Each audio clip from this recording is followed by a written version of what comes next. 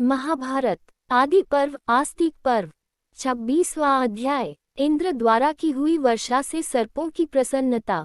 उग्र श्रवाजी कहते हैं, नागमाता कद्रु के इस प्रकार स्तुति करने पर भगवान इंद्र ने मेघों की काली घटाओं द्वारा संपूर्ण आकाश को आच्छादित कर दिया। साथ ही मेघों को आज्ञा दी, तुम सब शीतल जल की वर्षा करो। आज्ञा पाकर बिजलियों से प्रकाशित होने वाले उन मेघों ने प्रचुर जल की वृष्टि की। वे परस्पर अत्यंत गर्जना करते हुए आकाश से निरंतर पानी बरसाते रहे।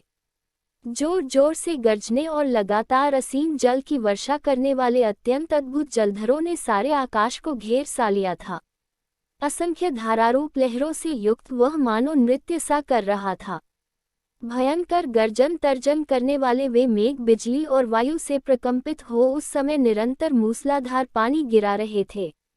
उनके द्वारा आच्छादित आकाश में चंद्रमा और सूर्य की किरणें भी अदृश्य हो गई थीं। इंद्रदेव के इस प्रकार वर्षा करने पर नागों को बड़ा हर्ष हुआ। पृथ्वी पर सब ओर पानी ही पानी भर गया। वह शीतल और निर्मल जल रसातल तक पहुंच गया। उस समय सारा भूतल जल की असंख्य तरंगों से आच्छादित हो गया था। इस प्रकार वर्षा में संतुष्ट हुए सर्प अपनी माता के साथ रमणीय द्वीप में आ गए। इस प्रकार श्री महाभारत आदि पर्व के अंतर्गत आस्तिक पर्व में गरुड़ चरित्र विषयक 26वां अध्याय पूरा हुआ। महाभारत आदि पर्व आस्तिक पर्व 27वां अध्याय। रामनीक द्वीप के मनोरम वन का वर्णन तथा गरुड़ का दास्य भाव से छूटने के लिए सर्पों से उपाय पूछना। उग्र श्रवाजी कहते हैं, गरुड़ पर सवार होकर यात्रा करने वाले वे नाग उस समय जलधारा से नहाकर अत्यंत प्रसन्न हो शीघ्र ही रामनीक द्वीप में जा पहुँचे। विश्वकर्मा जी के बनाए हुए उस द्वीप में, जहाँ अब मगर निवास करते थे, जब पहली बार नाग आए थे तो उन्हें वहाँ भयंकर लवणासुर का दर्शन हुआ था। सर्प गरुड़ के साथ उस द्वीप के मनोरम वन में आए, जो चारों ओर से समुद्र द्वारा घिरकर उसके जल से अभिषिक्त हो रहा था। वहां झुंड के झुंड पक्षी कलरव कर रहे थे। विचित्र फूलों और फलों से भरी हुई वन श्रेणियां उस दिव्य वन को घेरे हुए थीं। वह वन बहुत से रमणीय भवनों और कमलयुक्त सरोवरों से आवृत था। स्वच्छ जल वाले कितने ही दिव्य सरोवर उसकी शोभा बढ़ा रहे थे। दिव्य सुगंध का भार वहन करने वाली पावन वायु मानो वहां चंवर डुला रही थी। वहां ऊंचे ऊंचे मलयज वृक्ष ऐसे प्रतीत होते थे मानो आकाश में उड़े जा रहे हों। वे वायु के वेग से विकंपित हो फूलों की वर्षा करते हुए उस प्रदेश की शोभा बढ़ा रहे थे। हवा के झोंके से दूसरे दूसरे वृक्षों के भी फूल झड़ रहे थे, मानो वहां के वृक्ष समूह वहां उपस्थित हुए नागों पर फूलों की वर्षा करते हुए उनके लिए अर्घ्य दे रहे हों। वह दिव्यवन हृदय के हर्ष को बढ़ाने वाला था। गंधर्व और अप्सराएं उसे अधिक पसंद करती थी। मतवाले ब्रह्म वहां सब ओर गूंज रहे थे। अपनी मनोहर छटा के द्वारा वह अत्यंत दर्शनीय जान पड़ता था। वह वन रमणीय, मंगलकारी और पवित्र होने के साथ ही लोगों के मन को मोहने वाले सभी उत्तम गुणों से युक्त था। भांति भांति के पक्षियों के कलरवों से व्याप्त एवं परम सुंदर होने के कारण वह कद्रु के पुत्रों का आनंद बढ़ा रहा था। उस वन में पहुंचकर वे सर्प उस समय सब ओर विहार करने लगे और महापराक्रमी पक्षीराज गरुड़ से इस प्रकार बोले, खेच, तुम आकाश में उड़ते समय बहुत से रमणीय प्रदेश देखा करते हो, अतः हमें निर्मल जल वाले किसी दूसरे रमणीय द्वीप में ले चलो। गरुड़ ने कुछ सोचकर अपनी माता विंता से पूछा, माँ, क्या कारण है कि मुझे सर्पों की आज्ञा का पालन करना पड़ता है? विंता बोली, बेटा पक्षीराज, मैं दुर्भाग्यवश सौत की दासी हूँ। इन सर्पों ने छल करके मेरी जीती हुई बाजी को पलट दिया था। माता के यह कारण बताने पर आकाशकारी गरुड़ ने उस दैत्य से दुखी होकर सर्पों से कहा, जीभ लपल पाने वाले सर्पों, तुम लोग सच सच बताओ, मैं तुम्हें क्या लाकर दे दूं? किस विद्या का लाभ करा दूं अथवा यहाँ कौन सा पुरुषार्थ करके दिखा दूं जिससे मुझे तथा मेरी माता को तुम्हारी दास्ता से छुटकारा मिल जाए? उग्र श्रवाजी कहते हैं, गरुड़ की बात सुनकर सर्पों ने कहा, गरुड़, तुम पराक्रम करके हमारे लिए अमृत ला दो, इससे तुम्हें दास्य भाव से छुटकारा मिल जाएगा। इस प्रकार श्री महाभारत आदि पर्व के अंतर्गत आस्तिक पर्व में गरुड़ चरित्र विषयक 27वां अध्याय पूरा हुआ। महाभारत आदि पर्व आस्तिक पर्व 28वां अध्याय। गरुड़ का अमृत के लिए जाना और अपनी माता की आज्ञा के अनुसार निषादों का भक्षण करना। उग्र श्रवाजी कहते हैं, सर्पों की यह बात सुनकर गरुड़ अपनी माता से बोले, माँ, मैं अमृत लाने के लिए जा रहा हूँ, किंतु मेरे लिए भोजन सामग्री क्या होगी, यह मैं जानना चाहता हूँ। विंता ने कहा, समुद्र के बीच में एक टापू है, जिसके एकांत प्रदेश में निषादों जीव हिंसकों का निवास है। वहाँ सहस्रों निषाद रहते हैं। उन्हीं को मारकर खा लो और अमृत ले आओ। किंतु तुम्हें किसी प्रकार ब्राह्मण को मारने का विचार नहीं करना चाहिए, क्योंकि ब्राह्मण समस्त प्राणियों के लिए अवध्य है। वो अग्नि के समान दाहक होता है। कुपित किया हुआ ब्राह्मण अग्नि, सूर्य, विष एवं शस्त्र के समान भयंकर होता है।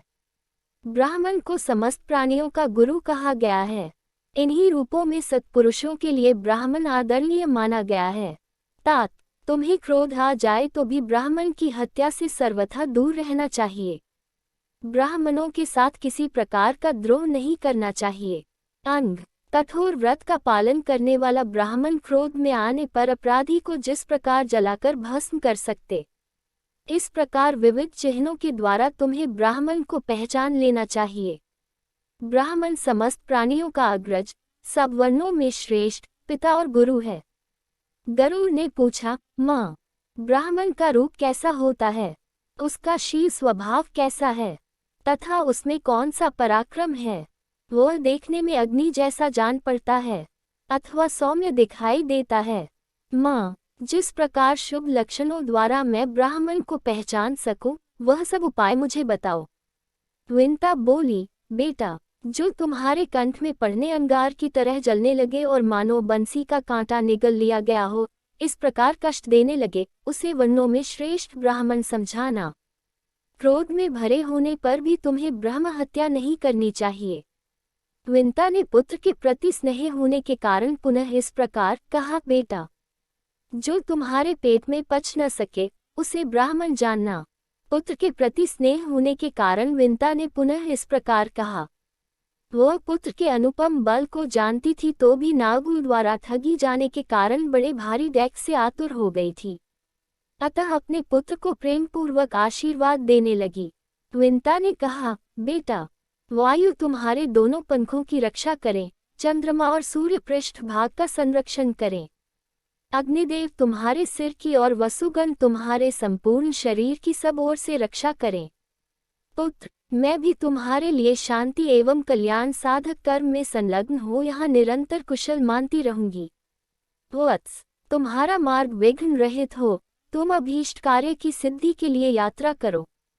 बात सुनकर महाबली गरुड़ पंख पसार कर आकाश में उड़ गए तथा क्षुधातुर काल या दूसरे यमराज की भांति उन निषादों के पास जा पहुँचे। उन निषादों का संहार करने के लिए उन्होंने उस समय इतनी अधिक धूल उड़ाई जो पृथ्वी के आकाश तक छा गई। वहां समुद्र की कुक्षी में जो जल था, उसका शोषण करके उन्होंने समीपवर्ती पर्वतीय वृक्षों को भी विकम्पित कर दिया। इसके बाद पक्षीराज ने अपना मुख बहुत बड़ा कर लिया और निषादों का मार्ग रोककर खड़े हो गए।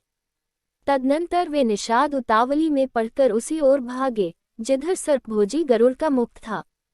जैसे आंधी से कंपित वृक्ष वाले वन में पवन और धूल से विमोहित एवं पीड़ित सहस्रों पक्षी उन्मुक्त आकाश में उड़ने लगते हैं, उसी प्रकार हवा और धूल की वर्षा से बेसुध हुए हजारों निषाद गरुड़ के खुले हुए अत्यंत विशाल मुख में समा गए। तत्पश्चात शत्रुओं को संताप देने वाले अत्यंत चपल महाबली और क्षुधातुर पक्षीराज गरुड़ ने मछली मारकर जीविका चलाने वाले उन अनेकानेक निषादों का विनाश करने के लिए अपने मुख को संकुचित कर लिया। इस प्रकार श्री महाभारत आदि पर्व के अंतर्गत आस्तिक पर्व में गरुड़ चरित्र विषयक 28वां अध्याय पूरा हुआ। महाभारत आदि पर्व आस्तिक पर्व 29वां अध्याय। कश्यप जी का गरुड़ को हाथी और कछुए के पूर्व जन्म की कथा सुनाना। गरुड़ का उन दोनों को पकड़कर एक दिव्य वट वृक्ष की शाखा पर ले जाना और उस शाखा का टूटना। उग्र श्रवाजी कहते हैं, निषादों के साथ एक ब्राह्मण भी भार्या सहित गरुड़ के कंठ में चला गया था। वह दहकते हुए अंगार की भांति जलन पैदा करने लगा। तब आकाशचारी गरुड़ ने उस ब्राह्मण से कहा, दबिज श्रेष्ठ, तुम मेरे खुले हुए मुख से जल्दी निकल जाओ। ब्राह्मण पापपरायण ही क्यों न हो, मेरे लिए सदा अवध्य है। ऐसी बात कहने वाले गरुड़ से वह ब्राह्मण बोला, यह निषाद जाति की कन्या मेरी भार्या है, अतः मेरे साथ यह भी निकले तभी मैं निकल सकता हूँ। गरुड़ ने कहा, ब्राह्मण, तुम इस निषादी को भी लेकर जल्दी निकल जाओ। तुम अभी तक मेरी जठराग्नि के तेज से पचे नहीं हो, अतः शीघ्र अपने जीवन की रक्षा करो। उग्र श्रवाजी कहते हैं, उनके ऐसा कहने पर वह ब्राह्मण निषादी सहित गरुड़ के मुख से निकल आया और उन्हें आशीर्वाद देकर अभीष्ट देश को चला गया। भार्या सहित उस ब्राह्मण के निकल जाने पर वह पक्षीराज गरुड़ पंख फैलाकर मन के समान तीव्र वेग से आकाश में उड़े। तदनंतर उन्हें अपने पिता कश्यप जी का दर्शन हुआ। उनके पूछने पर अमेयात्मा गरुड़ ने पिता से यथोचित कुशल समाचार कहा। महर्षि कश्यप उनसे इस प्रकार बोले। कश्यप जी ने पूछा, बेटा, तुम लोग कुशल से तो हो न? विशेषतः प्रतिदिन भोजन के संबंध में तुम्हें विशेष सुविधा है न? क्या मनुष्य लोक में तुम्हारे लिए पर्याप्त अन्न मिल जाता है? गरुड़ ने कहा, मेरी माता सदा कुशल से रहती हैं। मेरे भाई तथा मैं दोनों सकुशल हैं, परंतु पिताजी, पर्याप्त भोजन के विषय में तो सदा मेरे लिए कुशल का अभाव ही है। मुझे सर्पों ने उत्तम अमृत लाने के लिए भेजा है। माता को दासीपन से छुटकारा दिलाने के लिए आज मैं निश्चय ही उस अमृत को लाऊंगा। भोजन के विषय में पूछने पर माता ने कहा, निषादों का भक्षण करो, परंतु हजारों निषादों को खा लेने पर भी मुझे तृप्ति नहीं हुई है। अतः भगवान, आप मेरे लिए कोई दूसरा भोजन बताइए। प्रभो, वह भोजन ऐसा हो जिसे खाकर मैं अमृत लाने में समर्थ हो सकूं। मेरी भूख प्यास को मिटा देने के लिए आप पर्याप्त भोजन बताइए। कश्यप जी बोले, बेटा, यह महान पुण्यदायक सरोवर है, जो देवलोक में भी विख्यात है। उसमें एक हाथी नीचे को मुंह किए सदा सूंड से पकड़कर एक कछुए को खींचता रहता है। वह कछुआ पूर्व जन्म में उसका बड़ा भाई था। दोनों में पूर्व जन्म का वैर चला आ रहा है। उनमें यह वैर क्यों और कैसे हुआ तथा उन दोनों के शरीर की लंबाई, चौड़ाई और ऊंचाई कितनी है, ये सारी बातें मैं ठीक ठीक बता रहा हूँ। तुम ध्यान देकर सुनो। पूर्व काल में विभावसु नाम से प्रसिद्ध एक महर्षि थे। वे स्वभाव के बड़े क्रोधी थे। उनके छोटे भाई का नाम था सुप्रतीक। वे भी बड़े तपस्वी थे। महामुनि सुप्रतीक अपने धन को बड़े भाई के साथ एक जगह नहीं रखना चाहते थे। सुप्रतीक प्रतिदिन बंटवारे के लिए आग्रह करते ही रहते थे। तब एक दिन बड़े भाई विभावसु ने सुप्रतीक से कहा, भाई, बहुत से मनुष्य मोहवश सदा धन का बंटवारा कर लेने की इच्छा रखते हैं। तदनंतर हो जाने पर धन के मोह में फंसकर वे एक दूसरे के विरोधी हो परस्पर क्रोध करने लगते हैं। वे स्वार्थपरायण मूढ़ मनुष्य अपने धन के साथ जब अलग अलग हो जाते हैं, तब उनकी यह अवस्था जानकर शत्रु भी मित्र रूप में आकर मिलते और उनमें भेद डालते रहते हैं।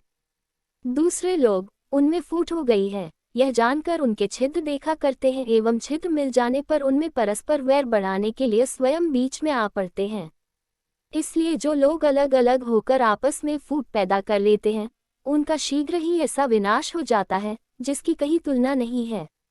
अतः साधु पुरुष भाइयों के बीच अलगाव या बंटवारे की प्रशंसा नहीं करते, क्योंकि इस प्रकार बंट जाने वाले भाई गुरुस्वरूप शास्त्र की उल्लंघनीय आज्ञा के अधीन नहीं रह जाते और एक दूसरे को संदेह की दृष्टि से देखने लगते हैं। सुप्रतीक, तुम्हें वश में करना असंभव हो रहा है और तुम भेदभाव के कारण ही बंटवारा करके धन लेना चाहते हो, इसलिए तुम्हें हाथी की योनि में जन्म लेना पड़ेगा।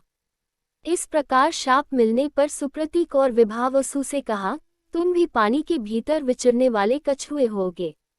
इस प्रकार सुप्रतीक और विभावसु मुनि एक दूसरे के शाप से हाथी और कछुए की योनि में पड़े हैं। धन के लिए उनके मन में मोह छा गया था।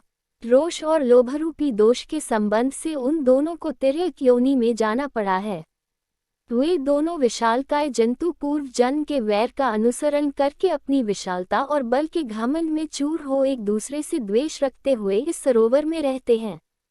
इन दोनों में एक जो सुंदर महान गजराज है, वह जब सरोवर के तट पर आता है, तब उसके चिघाड़ने की आवाज सुनकर जल के भीतर शयन करने वाला विशालकाय कछुआ भी पानी से ऊपर आता है। उस समय वह सारे सरोवर को मत डालता है। उसे देखते ही यह पराक्रमी हाथी अपनी सूंड लपेटे हुए जल में टूट पड़ता है तथा दांत, सूंड, पूंछ और पैरों के वेग से असंख्य मछलियों से भरे हुए समूचे सरोवर में हलचल मचा देता है। उस समय पराक्रमी कच्छप भी सिर उठाकर युद्ध के लिए निकट आ जाता है। हाथी का शरीर 6 योजन ऊंचा और 12 योजना लंबा है। कछुआ 3 योजन ऊंचा और 10 योजना गोल है। वे दोनों एक दूसरे को मारने की इच्छा से युद्ध के लिए मतवाले बने रहते हैं। तुम शीघ्र जाकर उन दोनों को भोजन के उपयोग में लाओ और अपने इस अभीष्ट कार्य का साधन करो। कछुआ महान मेघखंड के समान है और हाथी भी महान पर्वत के समान भयंकर है। उन्हीं दोनों को खाकर अमृत ले आओ। उग्र श्रवाजी कहते हैं, शौनक जी। कश्यप जी गरुड़ से ऐसा कहकर उस समय उनके लिए मंगल मनाते हुए बोले, गरुड़, युद्ध में देवताओं के साथ लड़ते हुए तुम्हारा मंगल हो। पक्षप्रवर, भरा हुआ कलश, ब्राह्मण, गौए तथा और जो कुछ भी मांगलिक वस्तुएं हैं, वे तुम्हारे लिए कल्याणकारी होगी। महाबली पक्षराज, संग्राम में देवताओं के साथ युद्ध करते समय ऋग्वेद, यजुर्वेद, सामवेद, पवित्र हविष्य, संपूर्ण रहस्य तथा सभी वेद तुम्हें बल प्रदान करें। पिता के ऐसा कहने पर गरुड़ उस सरोवर के निकट गए। उन्होंने देखा, सरोवर का जल अत्यंत निर्मल है और नाना प्रकार के पक्षी इसमें सब ओर चहचहा रहे हैं। तदनंतर भयंकर वेगशाली अंतरिक्षगामी गरुड़ ने पिता के वचन का स्मरण करके एक पंजे से हाथी को और दूसरे से कछुए को पकड़ लिया। फिर वे पक्षीराज आकाश में ऊंचे उड़ गए। उड़कर वे फिर अलंब तीर्थ में जा पहुँचे। वहाँ मेरुगिरि पर बहुत से दिव्य वृक्ष अपनी सुवर्णमय शाखा प्रशाखाओं के साथ लहलहा रहे थे। जब गरुड़ उनके पास गए, तब उनके पंखों की वायु से आहत होकर वे सभी दिव्य वृक्ष इस भय से कंपित हो उठे कि कहीं ये हमें तोड़ न डालें। गरुड़ रुचि के अनुसार फल देने वाले उन कल्प वृक्षों को कांपते देख अनुपम रूप रंग तथा अंगों वाले दूसरे दूसरे महावृक्षों की ओर चल दिए। उनकी शाखाएं वैदूर्य मणि की थीं और वे सुवर्ण तथा रजतमय फलों से सुशोभित हो रहे थे। वे सभी महावृक्ष समुद्र के जल से अभिषिक्त होते रहते थे। वहीं एक बहुत बड़ा विशाल वट वृक्ष था। उसने मन के समान तीव्र वेग से आते हुए पक्षियों के सरदार गरुड़ से कहा। वट वृक्ष बोला, पक्षीराज, यह जो मेरी 100 योजन तक फैली हुई सबसे बड़ी शाखा है, इसी पर बैठकर तुम इस हाथी और कछुए को खा लो। तब पर्वत के समान विशाल शरीर वाले पक्षियों में श्रेष्ठ वेगशाली गरुड़ सहस्रों विहंगमों से सेवित उस महान वृक्ष को कंपित करते हुए तुरंत उस पर जा बैठे। बैठते ही अपने असहम वेग से उन्होंने सघन पल्लवों से सुशोभित उस विशाल शाखा को तोड़ डाला। इस प्रकार श्री महाभारत आदि पर्व के अंतर्गत आस्तिक पर्व में गरुड़ चरित्र विषयक 29वां अध्याय पूरा हुआ। महाभारत आदि पर्व आस्तिक पर्व 30वां अध्याय। गरुड़ का कश्यप जी से मिलना। उनकी प्रार्थना से वालखिल्य ऋषियों का शाखा छोड़कर तप के लिए प्रस्थान और गरुड़ का निर्जन पर्वत पर उस शाखा को छोड़ना। उग्र श्रवाजी कहते हैं, शंकादि महर्षियों, महाबली गरुड़ के पैरों का स्पर्श होते ही उस वृक्ष की वह महाशाखा टूट गई, किंतु उस टूटी हुई शाखा को उन्होंने फिर पकड़ लिया। उस महाशाखा को तोड़कर गरुड़ मुस्कुराते हुए उनकी ओर देखने लगे। इतने में ही उनकी दृष्टि वालखिल्य नाम वाले महर्षियों पर पड़ी, जो नीचे मुंह किए उसी शाखा में लटक रहे थे। तपस्या में तत्पर हुए उन ब्रह्मर्षियों को वट की शाखा में लटकते देख गरुड़ ने सोचा, इसमें ऋषि लटक रहे हैं, मेरे द्वारा इनका वध न हो जाए। यह गिरती हुई शाखा इन ऋषियों का अवश्य वध कर डालेगी। यह विचार कर वीरवर पक्षीराज गरुड़ ने हाथी और कछुए को तो अपने पंजों से दृढ़तापूर्वक पकड़ लिया और उन महर्षियों के विनाश के भय से झपटकर वह शाखा अपनी चोंच में ले ली। उन मुनियों की रक्षा के लिए ही गरुड़ ने ऐसा अद्भुत पराक्रम किया था, जिसे देवता भी नहीं कर सकते थे। गरुड़ का ऐसा अलौकिक कर्म देखकर वे महर्षि आश्चर्य से चकित हो उठे। उनके हृदय में कंप छा गया और उन्होंने उस महान पक्षी का नाम इस प्रकार रखा। उन्होंने गरुड़ नाम की व्युत्पत्ति इस प्रकार की, ये आकाश में विचरने वाले सर्पभोजी पक्षीराज भारी भार लेकर उड़े हैं, इसलिए गुरुम आदाय उड्डीयति गरुड़। इस व्युत्पत्ति के अनुसार ये गरुड़ कहलाएंगे। तदनंतर गरुड़ अपने पंखों की हवा से बड़े बड़े पर्वतों को कंपित करते हुए धीरे धीरे उड़ने लगे। इस प्रकार वे हाथी और कछुए को साथ लिए हुए ही अनेक देशों में उड़ते फिरे। वालखिल्य ऋषियों के ऊपर दयाभाव होने के कारण ही वे कहीं बैठ न सके और उड़ते उड़ते अनायास ही पर्वतश्रेष्ठ गंधमादन पर जा पहुँचे। वहां उन्होंने तपस्या में लगे हुए अपने पिता कश्यप जी को देखा। पिता ने भी अपने पुत्र को देखा। पक्षीराज का स्वरूप दिव्य था। वे तेज, पराक्रम और बल से संपन्न तथा मन और वायु के समान वेगशाली थे। उन्हें देखकर पर्वत के शिखर का मान होता था। वे उठे हुए ब्रह्मदंड के समान जान पड़ते थे। उनका स्वरूप ऐसा था जो चिंतन और ध्यान में नहीं आ सकता था। वे समस्त प्राणियों के लिए भय उत्पन्न कर रहे थे। उन्होंने अपने भीतर महान पराक्रम धारण कर रखा था। वे बहुत भयंकर प्रतीत होते थे। जान पड़ता था उनके रूप में स्वयं अग्निदेव प्रकट हो गए हैं। देवता, दानव तथा राक्षस कोई भी न तो उन्हें दबा सकता था और न जीत ही सकता था। वे पर्वत शिखरों को विदीर्ण करने और समुद्र के जल को सोख लेने की शक्ति रखते थे। वे समस्त संसार को भय से कंपित किए देते थे। उनकी मूर्ति बड़ी भयंकर थी। वे साक्षात यमराज के समान दिखाई देते थे। उन्हें आया देख उस समय भगवान कश्यप ने उनका संकल्प जानकर इस प्रकार कहा। कश्यप जी बोले, बेटा, कहीं दुस्साहस का काम न कर बैठना, नहीं तो तत्काल भारी डेख में पड़ जाओगे। सूर्य की किरणों का पान करने वाले वालखिल्य महर्षि कुपित होकर तुम्हें भस्म न कर डालें।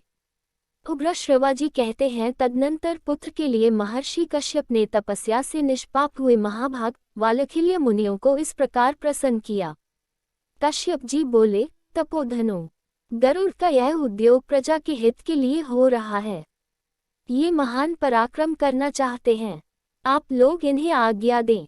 उग्रश्रवा जी कहते हैं, भगवान कश्यप के इस प्रकार अनुरोध करने पर वे वालशिल्प मुनि उस शाखा को छोड़कर तपस्या करने के लिए परम पुण्यमय हिमालय पर चले गए। उनके चले जाने पर विंतानंदन गरुड़ ने, जो मुंह में शाखा लिए रहने के कारण कठिनाई से बोल पाते थे, अपने पिता कश्यप जी से पूछा, भगवन, इस वृक्ष की शाखा को मैं कहाँ छोड़ दूं? आप मुझे ऐसा कोई स्थान बतावे जहाँ बहुत दूर तक मनुष्य न रहते हों। तब कश्यप जी ने उन्हें एक ऐसा पर्वत बता दिया जो सर्वथा निर्जन था, जिसकी कंदराएं बर्फ से ढकी हुई थी और जहां दूसरा कोई मन से भी नहीं पहुंच सकता था। उस बड़े पेट वाले पर्वत का पता पाकर महान पक्षी गरुड़ उसको लक्ष्य करके शाखा, हाथी और कछुए सहित बड़े वेग से उड़े। गरुड़ वटवृक्ष की जिस विशाल शाखाओं को चोंच में लेकर जा रहे थे, वह इतनी मोटी थी कि 100 पशुओं के चमड़ों से बनाई हुई रस्सी भी उसे लपेट नहीं सकती थी। पक्षीराज गरुड़ उसे लेकर थोड़ी ही देर में वहां से 1,00,000 योजन दूर चले आए।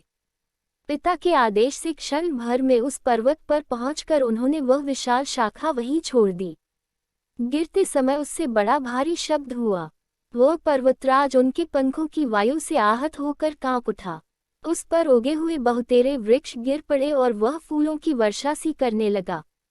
उस पर्वत के मणिकांचनमय विचित्र शिखर, जो उस महान शैल की शोभा बढ़ा रहे थे, सब ओर से चूर चूर होकर गिर पड़े। उस विशाल शाखा से टकराकर बहुत से वृक्ष भी धराशायी हो गए। वे अपने सुवर्णमय फूलों के कारण बिजली सहित मेघों की भांति शोभा पाते थे। सुवर्णमय पुष्प वाले वे वृक्ष धरती पर गिरकर पर्वत के गेरू आदि धातुओं से संयुक्त हो सूर्य की किरणों द्वारा रंगे हुए से सुशोभित होते थे। तदनंतर पक्षीराज गरुड़ ने उसी पर्वत की एक चोटी पर बैठकर उन दोनों हाथी और कछुए को खाया। इस प्रकार कछुए और हाथी दोनों को खाकर महान वेगशाली गरुड़ पर्वत की उस चोटी से ही ऊपर की ओर उड़े। उस समय देवताओं के यहाँ बहुत से भयसूचक उत्पात होने लगे। देवराज इंद्र का प्रिय आयुध वज्र भय से जल उठा। आकाश से दिन में ही धुएं और लपटों के साथ उल्का गिरने लगी।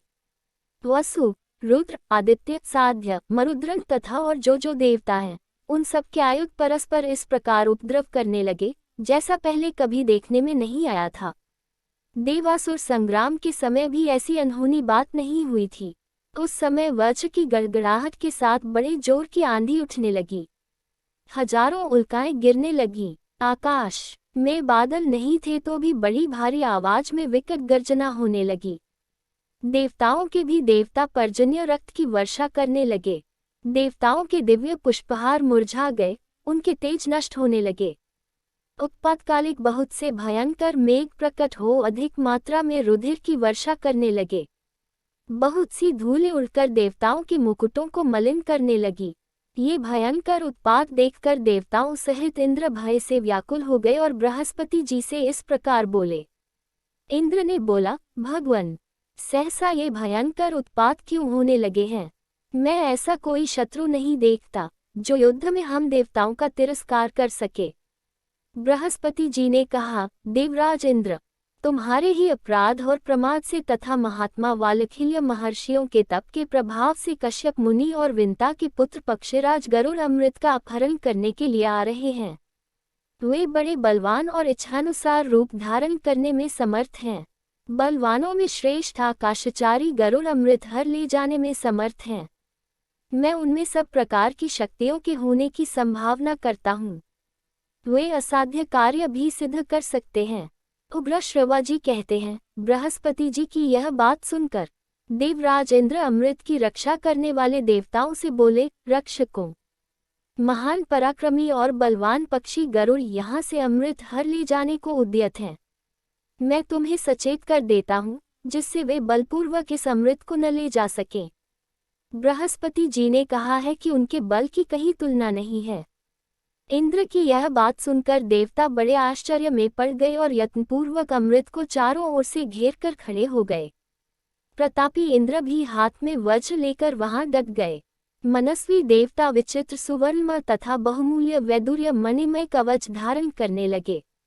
उन्होंने अपने अंगों में यथास्थान मजबूत और चमकीले चमड़े के बने हुए हाथ के मोजे आदि धारण किए। नाना प्रकार के भयंकर अस्त्र शस्त्र भी ले लिए। उन सब आयुधों की धार बहुत तीखी थी। वे देवता सब प्रकार के आयुध युद्ध के लिए उद्यत हो गए। उनके पास ऐसे ऐसे चक्र थे जिसमें सब और आग की चिंगारियां और धूम सहित लपटी प्रकट होती थीं। उनके सिवा परिव, त्रिशूल, फरसे, भांति भांति की तीखी शक्तियां, चमकीले खड्ग और भयंकर दिखाई देने वाली गदाएं भी थीं। अपने शरीर के अनुरूप इन अस्त्र शस्त्रों को लेकर देवता डट गए। दिव्य आभूषणों से विभूषित निष्पाप देवगण तेजस्वी अस्त्र शस्त्रों के साथ अधिक प्रकाशमान हो रहे थे। उनके बल, पराक्रम और तेज अनुपम थे, जो असुरों के नगरों का विनाश करने में समर्थ एवं अग्नि के समान देदीप्यमान शरीर से प्रकाशित होने वाले थे। उन्होंने अमृत की रक्षा के लिए अपने मन में दृढ़ निश्चय कर लिया था। इस प्रकार वे तेजस्वी देवता उस श्रेष्ठ समर के लिए तैयार खड़े थे। वह रणांगन लाखों परिव आदि आयुधों से व्याप्त होकर सूर्य की किरणों द्वारा प्रकाशित एवं टूटकर गिरे हुए दूसरे आकाश के समान सुशोभित हो रहा था। इस प्रकार श्री महाभारत आदि पर्व के अंतर्गत आस्तिक पर्व में गरुड़ चरित्र विषयक 30वां अध्याय पूरा हुआ।